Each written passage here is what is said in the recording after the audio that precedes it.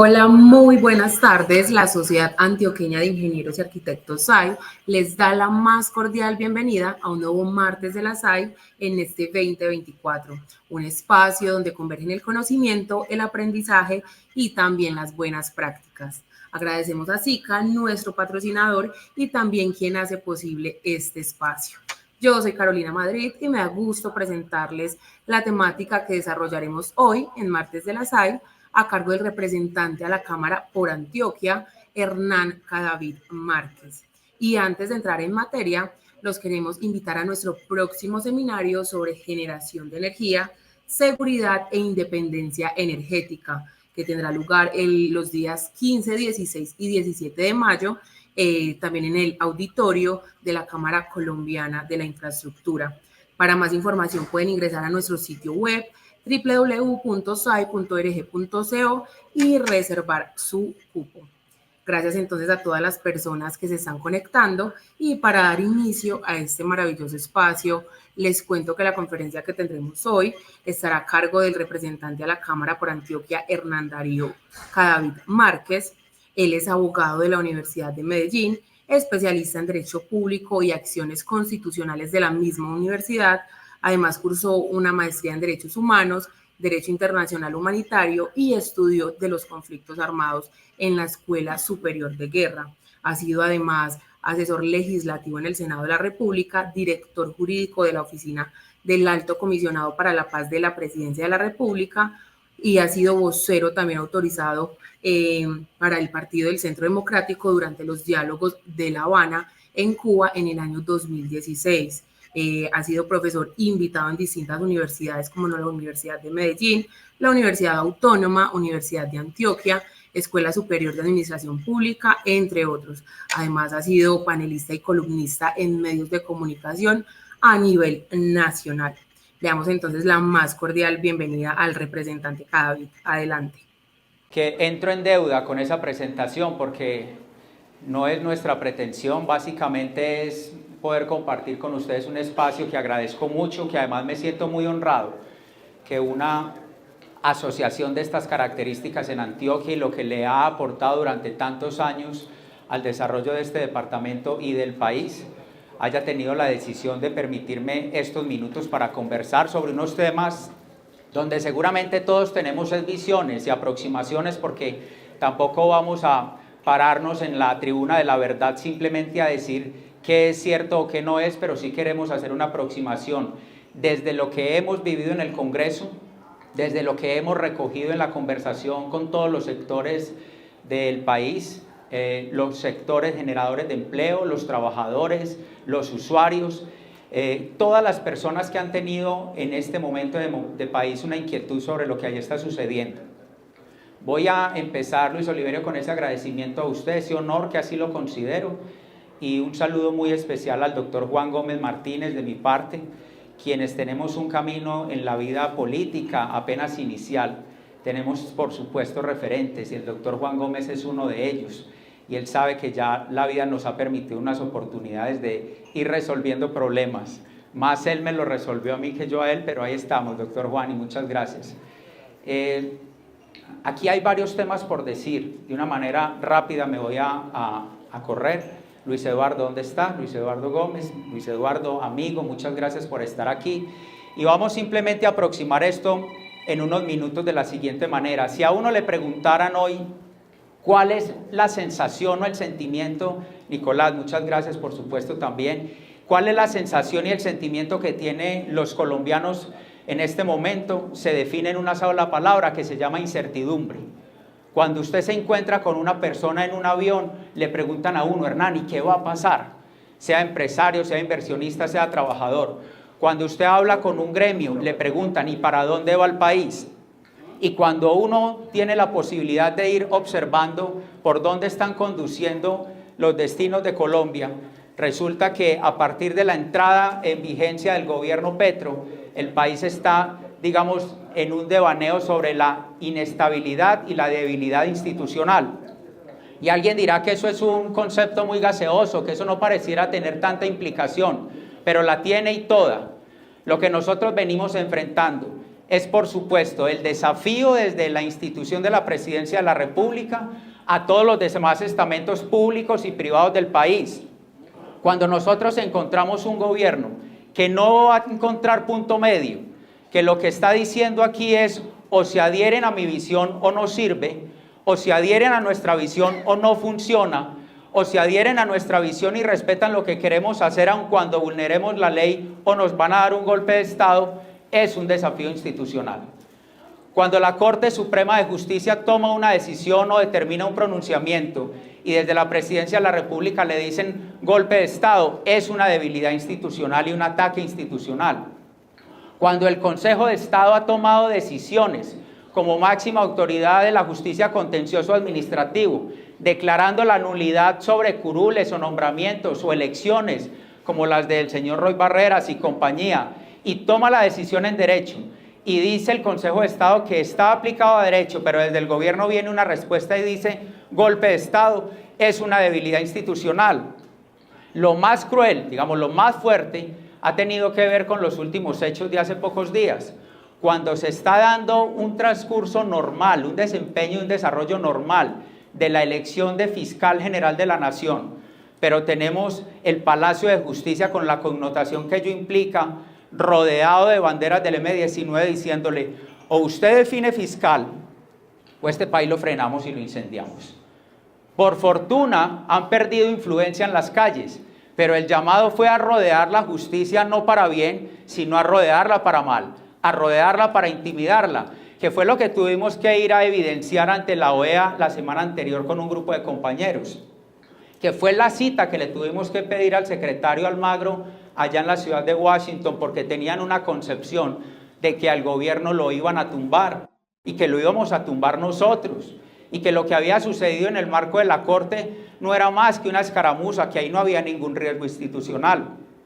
Esa es la concepción que están teniendo en las instancias internacionales, y es ahí donde nosotros decimos esa debilidad institucional, esa crisis institucional que la vamos a ver de manera muy concreta para no dejarla en el discurso, la vamos a encontrar ahorita en las formas y términos en que el gobierno está causando esa crisis de confianza y cómo se está reflejando eso en el desempeño del crecimiento económico, mal desempeño del crecimiento económico, en la contención de las inversiones, por supuesto, y en el freno del crecimiento de la economía nacional, que estoy seguro muchos de ustedes tienen muy comprendido ese dato. Estamos ante esa amenaza. Yo lo que quisiera dejar de este primer segmento es un mensaje. En nuestra opinión, aquí no estamos frente a un debate técnico, ni frente al gobierno, ni frente a las inversiones de infraestructura, ni frente a las reformas. Estamos en un debate netamente político e ideológico. Y si nosotros no comprendemos eso de entrada, nos vamos a seguir equivocando en los 2 años de gobierno que quedan, porque ya estamos llegando a la mitad del gobierno Petro. Pero nos tenemos que olvidar, doctor Nicolás, como lo hemos intentado, como ha sido de forma seria y responsable, brindar un debate técnico sobre cada una de las propuestas y reformas. ¿O cuál es el componente técnico entonces de lo que nos están hablando a nosotros en las decisiones sobre el planteamiento de los textos de ley? Que cuidado, y el país está pensando hoy, y aquí lo vamos a ver muy rápidamente, que las reformas solamente son la laboral, la de salud y la pensional. Viene el texto de la reforma al Código de Minas, la estatización de la actividad minera en Colombia, la concentración de poder en la asignación de los títulos en cabeza de la Presidencia de la República. Viene también la reforma a la Ley de Servicios Públicos. Pero ¿cuál no es la concentración de poder si desde el inicio del gobierno desplazó las capacidades? Por fortuna el Consejo de Estado corrigió las capacidades de la Comisión Reguladora de Energía y Gas en Colombia. ¿Qué dijo? Ustedes no sirven, ustedes son funcionarios que me dejó otro gobierno, ahora quien dirime esas condiciones de esa comisión soy yo. Es decir, disminuyendo el componente técnico. Vamos a ir a eso. ¿Me ayudan con la siguiente, por favor? ¿En qué se ve esa debilidad institucional y cómo se traduce de manera muy concreta para ustedes, para el empresariado, para el generador de empleo? Hemos visto lo que le ha venido sucediendo al sector privado en Colombia. Aquí hay una determinación clarísima. Tal vez puede ser un tanto exagerado decir destruir el sector privado, pero sí es dejarlo muy disminuido, sí es dejarlo marginal, y sí es dejarlo marginal desde la normativa, desde las cargas impositivas, desde la narrativa, desde los señalamientos, desde la manera en cómo tratan a los sectores gremiales en Colombia. No hay cartera ministerial, no hay sector gremial del país que no haya tenido una confrontación por la manera en cómo el gobierno se malrelaciona. No hay manera cuando una ministra de Trabajo sale a decirle que lo único que hemos tenido en Colombia es una clase empresarial tacaña. Ese es el postre con el que le dejan o le abren la conversación a los sectores que van a cargar la reforma laboral y que vienen de cargar la reforma tributaria. Disminución del carácter técnico del Ejecutivo. Hemos visto lo que está pasando. Todas las entidades técnicas del gobierno nacional están llenas hoy de burócratas sin capacidad. Para ser miembro de junta directiva de Ecopetrol empezaron a disminuir los requisitos. Para nombrar al director del INVIMA, ya vamos a ver lo que es la crisis de la inestabilidad y la interinidad del gobierno, profunda, desastrosa. Va para 2 años el gobierno. No había tenido y no ha tenido la capacidad de nombrar un director de INVIMA en propiedad con las calidades que exige. ¿Sabe qué terminan haciendo? Disminuyamos los requisitos. ¿Cuál es la respuesta nuestra? Que pareciera no satisfactoria completamente. Pues tuvimos que acudir en un proyecto de ley a radicar para poder corregir lo que hace el gobierno. Y es cada que usted vaya a hacer una disminución de requisitos, usted ya no lo va a poder hacer de manera discrecional. Por lo menos tendrá que tener unas barreras o unas contenciones. Y es noticia de todos los días. Van a nombrar una persona cada vez menos técnica, cada vez más política o más burócrata, cada vez más incapaz y más impertinente. Y esto se va a reflejar en un efecto que en el orden de la conversación les quiero mostrar. ¿Cómo no la relantización del Estado? Paquidérmico, lento, quedado, colgado. Cada vez el promedio de trámites se amplía en la temporalidad. Cada vez la concentración de trámites es mayor. Cada vez la concentración administrativa es mayor. Alguna vez algunos amigos me decían, los discursos de izquierda son de centralistas en las campañas y centralistas en los gobiernos. Y esta pareciera ser la configuración. Antioquia hemos tenido en los últimos meses el efecto nocivo de esa concentración. Solamente 2 ejemplos, seguramente haya más. El primero, la terminación de la delegación minera al departamento de Antioquia después de 20 años. ¿Qué no es eso sino concentración de funciones? Cuando Antioquia tiene la capacidad que tiene, yo me puedo estar equivocando en cifras, pero pensaría que estamos en el 40% de las exportaciones de oro del país son de Antioquia. Ahora lo que hay que hacer entonces es acudamos al gobierno nacional que tiene una visión antiminera para poder resolver el problema. Alerta gigante. 2, concentración administrativa, política, si se quiere decir, la intervención de Sabia Salud, que tenía problemas, que tenía indicadores deficientes, que los estaba mejorando, que los estaba superando. Y cuando todavía no había vencido el plazo de la medida de mejoramiento, llega una decisión de la Superintendencia de Salud y dice, tomo la administración de Sabia Salud. ¿Qué hicimos nosotros? Pues presentar una demanda de nulidad contra ese acto administrativo que declaró la intervención a ver si algo podemos corregir, pero a lo que voy es la conducta sistemática del gobierno. Incremento de la corrupción, incremento del clientelismo y, por supuesto, la intención de someter al empresariado colombiano, la intención de someter los gremios en Colombia. Doctor Álvaro, ¿cómo está? La intención de someter a la condición política del gobierno cada una de las cabezas de los gremios en el país. Muchas han resistido, a muchas otras las han debilitado. Medellín también vivió aquí una situación de los gremios que definieron enfrentar un poder de eso. Doctor Nicolás, usted lo padeció, pero lo enfrentaron y lo hicieron. Y aquí uno de los llamados es a resistir. Eso parece un verbo muy de ellos, pero tiene que ser nuestro. Resistir una arremetida como esas. Resistir porque, por ejemplo, en efectos como ante el superintendente de subsidio familiar, que toman una decisión de intervenir con FENALCO, me faltó esa, en Antioquia, caja de compensación de las 5 o 6 más importantes del país. Tenía asiento en la junta directiva de la nueva EPS. Sustituyen ese asiento por el delegado interventor del gobierno, que acaba de pasar, pues lo que querían que pasara. Y es hacer nombrar en la nueva EPS al señor Aldo Cadena, que venía de ser secretario distrital con pésimos resultados. ¿Qué es eso sino el sometimiento de lo que quisieron hacer con el sector de las cajas de compensación y lo siguen haciendo? Ejemplos todos. Esto es enunciativo, pero cada sector está atravesado por la misma situación. ¿Me ayudan con la siguiente, por favor? La siguiente. Muy bien. El mes de septiembre nosotros hicimos una investigación que con nuestro equipo, que aquí hay varios de los compañeros de nosotros, porque nos llama la atención lo que estaba pasando en materia de inestabilidad del gobierno. Y resulta que cuando uno iba a hablar con un funcionario sobre determinada materia, apenas estaba empezando a entender el problema, a los 3 meses era removido del gobierno, por la razón que fuera, por incapacidad, por clientelismo, porque se fue, porque se aburrió, porque no pudo. Y nos tomamos el trabajo de hacerle una radiografía al gobierno completo, a ver en qué materia estaba y en qué capacidad estaba. Nos encontramos lo que en nuestra opinión es la mayor inestabilidad posible en un gobierno nacional. Desde el nivel ministerial, desde el nivel viceministerial, directores de departamento administrativo, encontramos unas cifras como estas. Solo en los 27 viceministerios que requerimos, ya se habían hecho en el transcurso de un año. Esto no es a la fecha de hoy, esto fue en septiembre del año pasado, 67 cambios. Hay viceministerios que han cambiado en 5 ocasiones. Hay viceministerios que llevan en encargo 4 y 5 meses. Hay viceministerios, pero no es cualquier viceministerio. Viceministerios con tremendo contenido técnico, todos modificados en un promedio de 4 meses. Ahorita vamos a entrar a mirar el sector de infraestructura, la institucionalidad debilitada, en los términos en que está.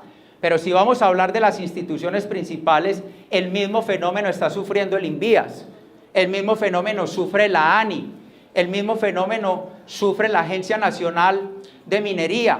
Todas las tenemos aquí retratados y es así como ha trascendido. Que la pregunta es esta, para una empresa, para un gobierno nacional, departamental, municipal, ¿qué ejecución, qué medición, qué resultado puede haber con una ineficacia de esas?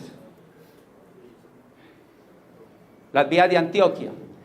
Cada que va a haber una conversación sobre los problemas a resolver, doctor Luis Oliveri, para entender cómo resolvemos los temas de estructura vial, de financiamiento, de cierres financieros, de lo uno, de lo otro, ya cambiaron al director de la ANI.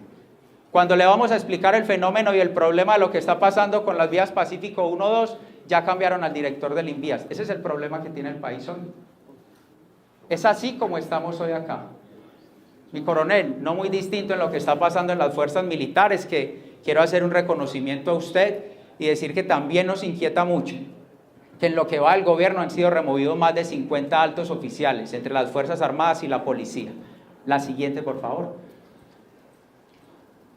Ahí está el número de encargos de viceministerios. 28 en un año. Encargos solamente. Solo 8 habían estado desde el inicio del gobierno hasta el mes de septiembre en propiedad. Hace una semana renunció uno de ellos, ya son 7. Ahí está una de las cifras. El ministerio más afectado por la crisis de inestabilidad es el Ministerio de Ciencia, Tecnología e Innovación. 9 nombramientos en los viceministerios. 9 nombramientos en los viceministerios. Y como han pensado que el modelo de país es que a cada problema le crean un ministerio, ahí creció el de la igualdad con 5 viceministerios, es decir, mientras menos crecimiento económico, más burocracia. Mientras más problemas, más burocracia. Mientras menos recaudo, que es una de las cifras que preocupa, más burocracia. Pareciera ser todo lo diferente. La siguiente, por favor. Eso ya lo hemos hablado. La siguiente, por favor. Vamos a unos casos específicos que yo me quise dar a la tarea de que ustedes los conocieran, porque tocan de manera muy, digamos, directa la institucionalidad de la infraestructura del país. Miren lo que sucede en el sector transporte. La Agencia Nacional de Seguridad Vial lleva 4 cambios en el año. La Agencia Nacional de Infraestructura, 3 cambios. Invías, 4. Creo que se acaba de cambiar nuevamente. Si me actualizan, creo que está acabado de modificar. La Unidad de Planeación de Infraestructura de Transporte, 5 cambios en un año. ¿Hay capacidad de gobierno así o no? ¿Ustedes creen que hay un gobierno que pueda dar un resultado y una ejecución de esta manera? Me gusta traerles esto porque no nos podemos quedar solamente en el discurso político. Y aquí hay que evidenciar en dónde sentimos nosotros que está la crisis de la institucionalidad. Es que no hay gobierno. Es que yo le escuché decir a un periodista algo que me llamó la atención, tal vez fue Gustavo Gómez. No, es que el gobierno no arrancó. Ah, pero sí hace daños, sí, pero el gobierno no arrancó. La siguiente, por favor. Minas y energía, sector que también nos preocupa muchísimo. Todos nos preocupan mucho, pero no los podía aburrir. Además, por cuestión de tiempo, me toca presentarles solo algunos casos, Luis Oliveri. Pero este es para nosotros muy importante, para el departamento de Antioquia mucho más. El gran componente en las exportaciones de Colombia, la mayoría de ellas son mineroenergéticas. No me quiero quemar ante los ingenieros, pero tal vez es el 50 o 55% de las exportaciones colombianas. Miren lo que está sucediendo allí. Este tema específico, la Comisión de Regulación de Energía y Gas, lo que pretendió el gobierno Petro, más bien el presidente de la República, decir, ustedes no me sirven, ahora la regulación la asumo yo. Por fortuna, el Consejo de Estado dijo, no señor, no señor. Y por eso es para nosotros tan importante dejar otro mensaje institucional. Rodear la justicia, rodear las altas cortes, rodear la institucionalidad que hoy es capaz de ser barrera de contención entre los objetivos, los desafueros, las ambiciones, los propósitos, póngale el sinónimo que usted quiera del gobierno nacional. Es lo único que nos puede ayudar a equilibrar y a rescatar este país en materia de decisiones, el control de constitucionalidad, el estudio sobre el Plan Nacional de Desarrollo, lo que eventualmente pase si se aprueba la reforma a la salud, por ejemplo. ¿Quién controla? Si no la Corte en el estudio de constitucionalidad. Por eso el llamado es respaldo a las instituciones, respaldo a las altas cortes. Miren uno anterior, ahí está el promedio, ahí está bien, ahí está el promedio de la variación, de la inestabilidad, interinidad debe ser la palabra, doctor Álvaro, del gobierno y los nombramientos. Esto sumado a la disminución de la capacidad técnica, esto sumado a la expansión burocrática de las entidades, esto sumado a la creación de instituciones innecesarias como el Ministerio de la Igualdad, que duplica funciones con todos los demás ministerios, que le están buscando por donde le encuentran una tarea, nos tiene que dejar a todos muy preocupados, pero también con llamado a la acción. ¿Cuál va a ser el resultado? Si no este, la siguiente por favor. Dato de alerta para Colombia, para la industria, para los generadores de empleo, para los sectores de la economía nacional. Se ha informado que el año anterior, pues claro, con esos antecedentes, con esas maneras de gobernar, con esas maneras absurdas de abordar los problemas y de ejercer los nombramientos, que el año anterior fue el más bajo en la ejecución desde hace mucho tiempo en Colombia. ¿Saben cuáles son ustedes muy bien los efectos de eso? Muchos de ustedes de acá que han sido gobierno o tienen sus empresas, o por simple lógica, uno tiene que terminar diciendo, estas personas frenaron al país. Lo frenaron para lo bueno, pero abrieron las puertas para lo malo. Y esa bajísima ejecución es solamente el promedio, es el promedio. Pero si uno hace una tarea de estudio, ministerio por ministerio, hay sectores que tuvieron una ejecución, Luis Gabriel, diputado, ¿cómo estás? Una ejecución del 17, 18, por debajo del 20%. ¿Qué país puede tener una fortaleza económica con esos bajísimos niveles de ejecución? ¿Qué país puede tener una perspectiva de crecimiento importante comparado con América Latina con esos bajísimos crecimientos? ¿Qué país puede ambientar una confianza de inversión cuando está encontrando un escenario tan hostil como este y un gobierno que tiene ese tipo de respuestas? Pues es muy difícil. Vamos a la siguiente, por favor. La palabra de moda, desconfianza e incertidumbre. ¿La dijo Hernán Cadavid en un foro, en un capricho político? No. ¿Se la inventó alguien de la oposición, de la extrema derecha, para poder enfrentarse al gobierno del cambio que pretenden las reformas sociales, que pretenden los beneficios de ellos? No. ¿Quién la dijo? Vamos a verlo. Vamos a la próxima. Esto es muy evidente en el sentido que la ANDI ha tomado cartas en el asunto, por lo menos a la hora de confrontar de manera argumentada lo que está sucediendo en materia de reformas en el país, no solamente en reformas, pero aquí específicamente. Y este es un dato que nos llama a nosotros poderosamente la atención. Pongo la fuente, pongo la fecha, ponemos la pregunta. ¿Cuál es? ¿Qué aspectos más específicos del sector de su compañía considera usted que están perjudicando el clima de los negocios en Colombia? La respuesta. Tasas de interés, que fueron dolor de cabeza hace unos meses, no lo es. Incertidumbre económica, paros, bloqueos, lo fueron. Tasa de cambio, miren la barra arriba. El 41% de las personas encuestadas dijo la incertidumbre política es lo que está frenando este país. La incertidumbre política es lo que no nos está dejando a nosotros sentir que hay un clima de negocios. ¿Cuál es el efecto? No es un frenón en el mercado laboral, no es un frenón en las exportaciones, pues para quienes exportan. No es un frenón latente en la economía. ¿Y de dónde está derivada esa barra del 41%? De todo esto que acabamos de conversar, de todos esos nombramientos, de toda esa incapacidad, de todos esos discursos, de toda esa narrativa desorganizada contra el sector privado en Colombia.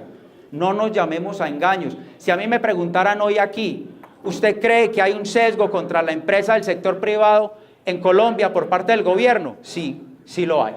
¿Usted cree que las reformas tenemos que darles una discusión y prepararnos técnicamente? Sí, pero la pelea es política, ya no es técnica. Ha quedado demostrado que es así.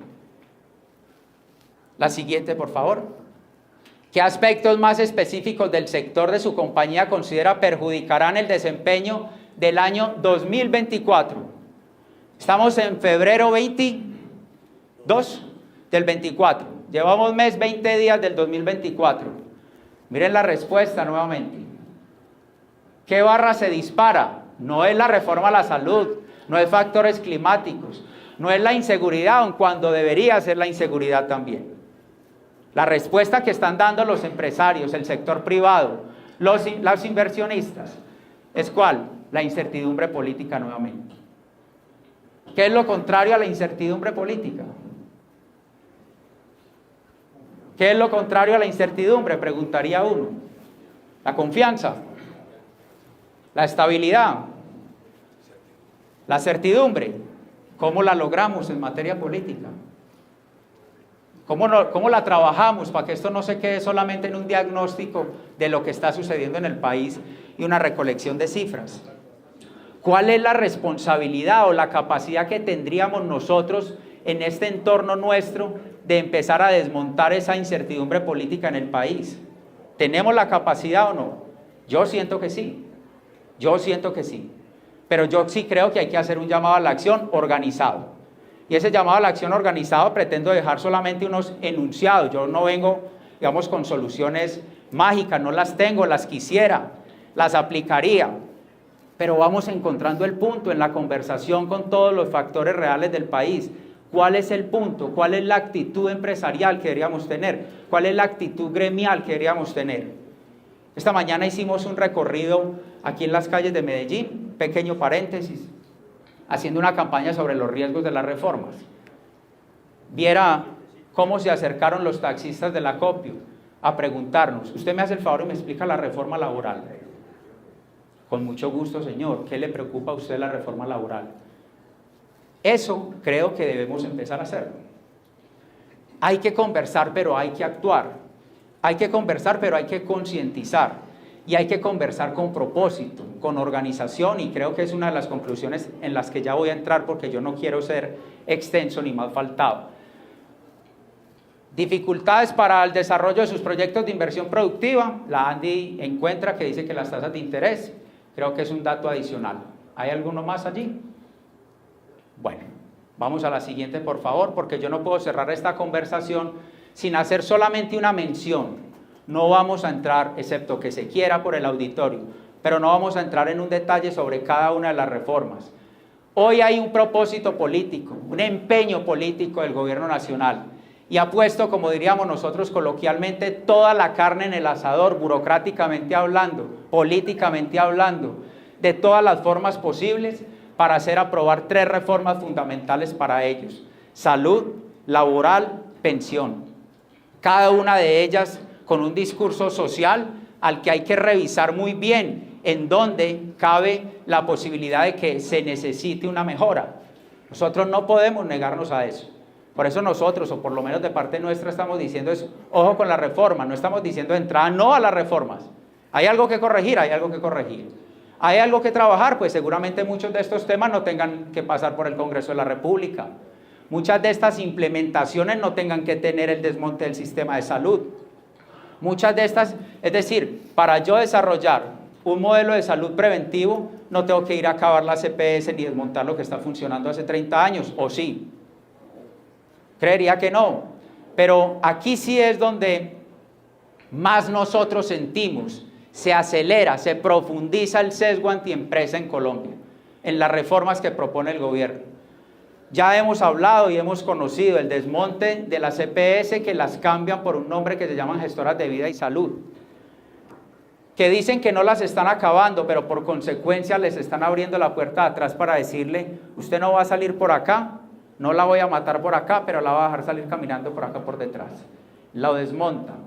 Por supuesto que le da un énfasis riesgoso, innecesario, un poder innecesario a alcaldes y gobernadores que excepcionalmente pueden manejar la plata de la salud bien, pero regla general no, y nos parece un retroceso que no deberíamos incurrir en él.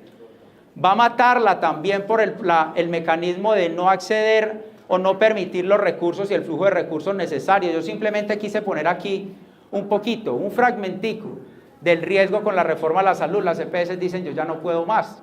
Riega una legislación sin distinción alguna. Tiene que tener tanta capacidad de cumplirla el que tiene 1.200 trabajadores como el que tiene 3 o 4.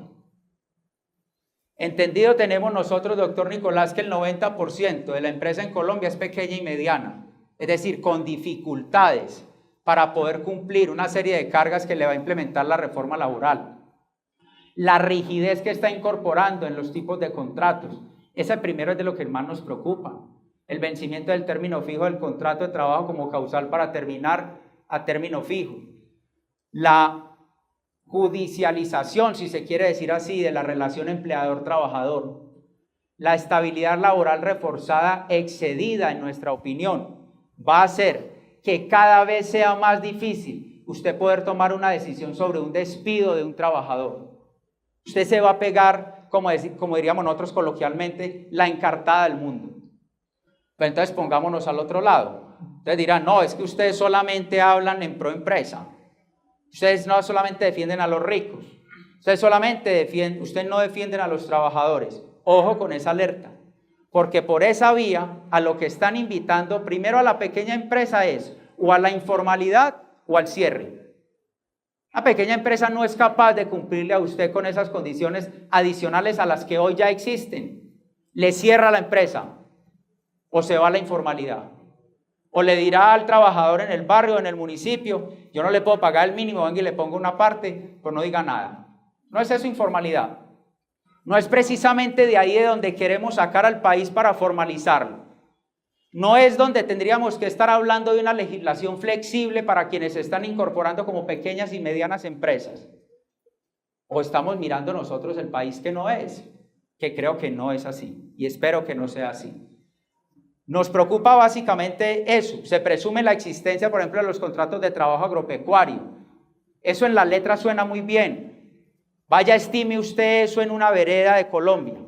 Un trabajador agrícola o el que trabaja por el jornal, que no le gusta sino estar un rato en la finca o trabajar un rato en este desempeño o en este criadero o en esta planta de sacrificio o se le van a presumir los contratos de trabajo término fijo al trabajador agropecuario. Pero si la informalidad del sector laboral agropecuario es más alta todavía que el urbano y le estamos abriendo la puerta a decirle sea más informal, pero en el discurso eso suena bien. Entonces cuando salen y le dicen esto no es fácil de confrontarlo, porque entonces la contraoferta o la contrarrespuesta o la crítica es usted lo que quiere es entonces que el trabajador no tenga nunca más derechos. No, nosotros no queremos eso, pero queremos primero privilegiar. Por supuesto, el motor es un tema elemental, es que no hay ni que decirlo, pero tenemos que privilegiar a quien es capaz de generar un solo empleo, lo preferimos así, que a un discurso de 100 páginas que destruye la posibilidad de crear ese empleo. A eso es lo que nos estamos sometiendo, discurso ideológico. Termino diciendo sobre esto. Esto tiene una base de compensación política, ni siquiera sobre los sindicatos, ni siquiera hacia los sindicatos, sino algunas centrales obreras radicales del país. Ahí están ellas y fueron las responsables en gran parte de la redacción de este tipo de textos.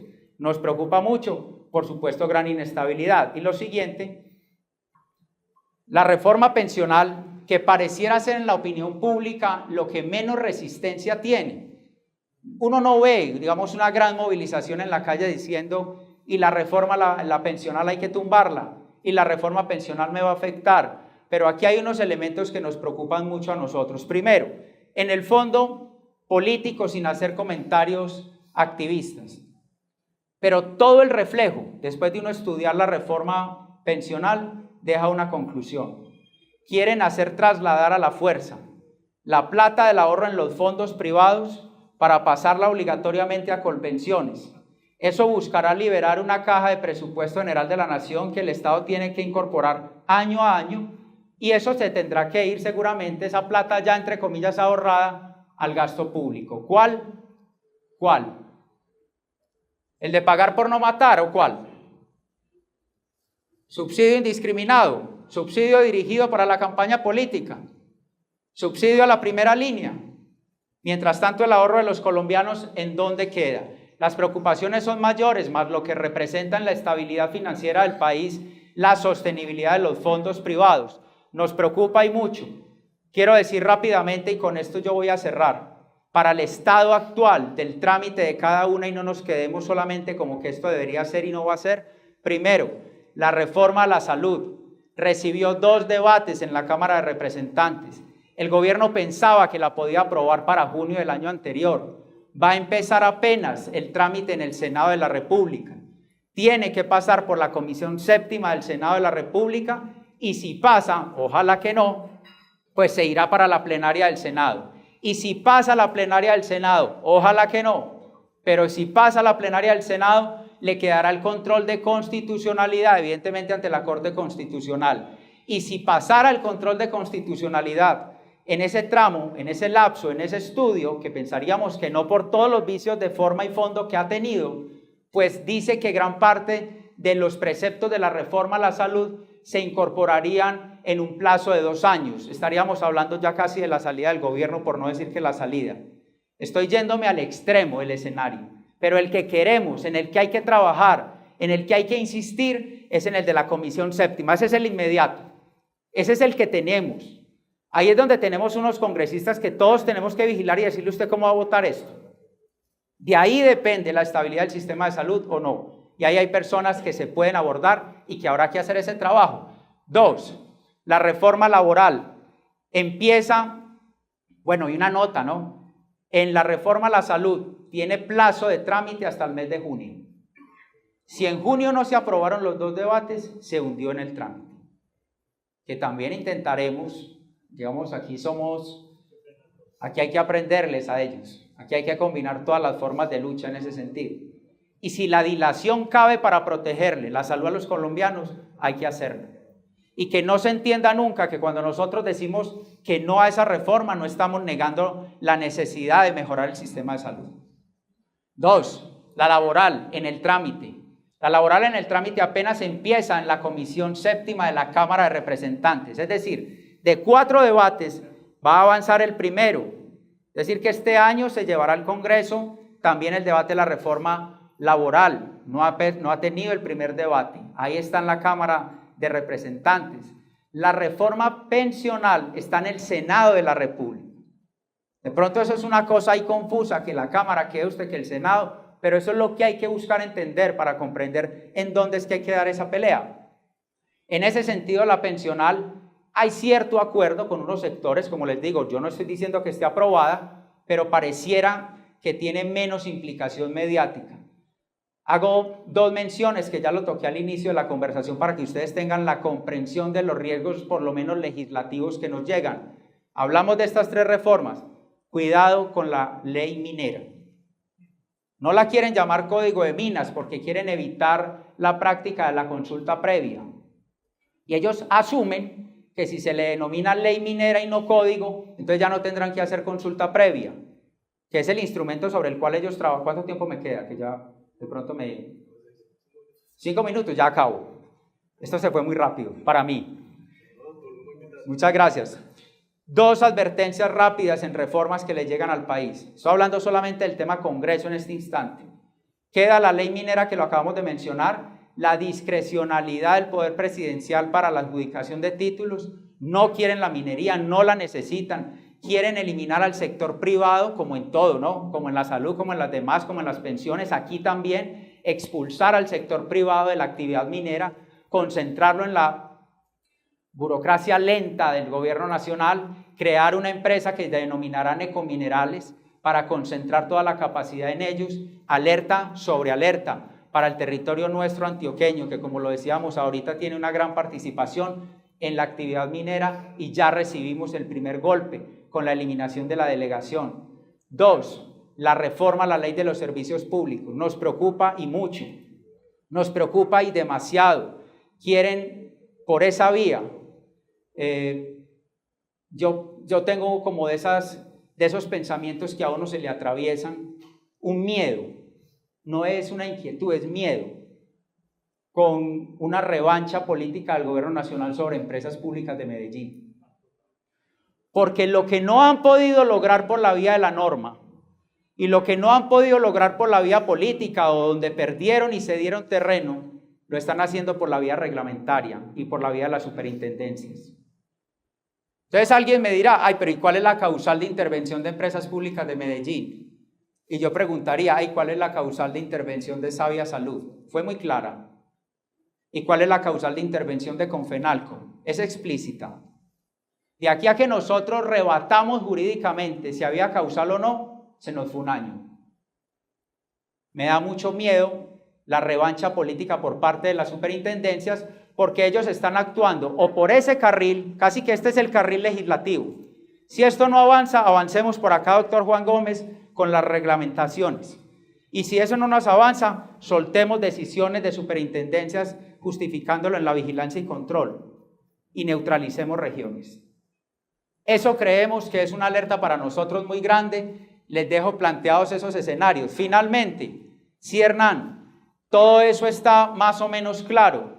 Unos estarán más de acuerdo conmigo que otros. Otros podrán decir, le falta un dato, falló en un porcentaje, no era lo que debía decir. Más allá de eso, donde yo espero haber correspondido bien a esta honrosa invitación, Luis Oliverio, que usted me hace y que la guardo de aquí en adelante como un honor, yo simplemente quiero dejar planteadas alguna serie de intención de soluciones.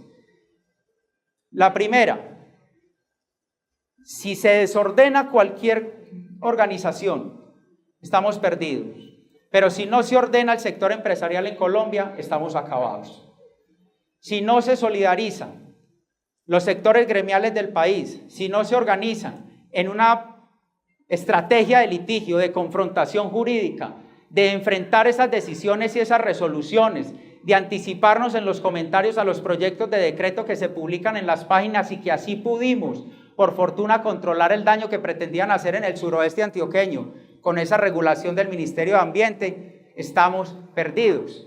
Nosotros no podemos quedar, finalmente, no podemos quedar en manos solamente de la política, y se los dice a alguien que la vive y la quiere.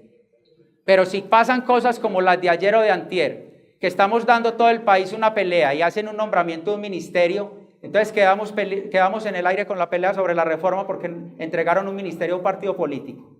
Eso no puede pasar. El control judicial activo frente a los actos del gobierno, estrategia, litigio jurídico, comunicación concreta es lo que necesitamos hacer y organizarnos. Claro que es importante la red social, claro que es muy importante el video en Instagram, en no sé dónde, pero eso no nos resuelve los problemas. Eso no nos da la posibilidad de controlar al gobierno. Y finalmente, la presencia gremial, como se ha venido haciendo, y yo agradezco mucho, Luis Oliverio, la conversación de hoy, a Nicolás en el intergremial que nos ha convocado, ha hecho esfuerzos por sentarnos en la mesa y decirnos estas son nuestras alertas, nuestros propósitos, cómo ayudamos, pero tenemos que seguir dando pasos adelante. Y finalmente, por la experiencia reciente que tuvimos hace unos días, en el concierto internacional, visitando, donde tuvimos la posibilidad de conversar en esa relación bipartidista con congresistas demócratas y republicanos, informándoles al detalle lo que está pasando en Colombia, no lo que les dicen en los medios, de viva voz, de frente, con sustento, sin editorial política, con hechos, es lo que debemos hacer, o ante el sistema interamericano, o ante la OEA, por lo menos que estos señores y estas personas y estas instancias, cuando vuelvan a escuchar de Colombia, cuando vuelvan a escuchar del sector privado, digan, no es cierto lo que están diciendo por parte del gobierno. Aquí hay un sector privado que responde, que es capaz, que es la base, la sólida de este país, la sostenibilidad económica de Colombia y, por supuesto, el factor, el eslabón esencial para salir al otro lado, como salimos en muchos otros momentos. Como cuando pasamos la pandemia, los primeros que dijeron aquí estamos fue el sector privado, somos nosotros, y en otras crisis nacionales de esta también vamos a salir, y gracias a ustedes. Muchas gracias a todos. Muchas gracias al representante Hernán Darío Cadavid por este espacio. También muchas gracias a todas las personas que estuvieron conectadas a este martes de la SAI. No olviden seguirnos en nuestras redes sociales @SAIAntioquia. Allí podrán conocer mucho más sobre todos los eventos y actividades que desarrollaremos durante este 2024. Nuevamente agradecemos a SICA, nuestro patrocinador, y también quien hace posible este espacio. Esperamos encontrarnos con ustedes en nuestro próximo martes. Que tengan una feliz noche.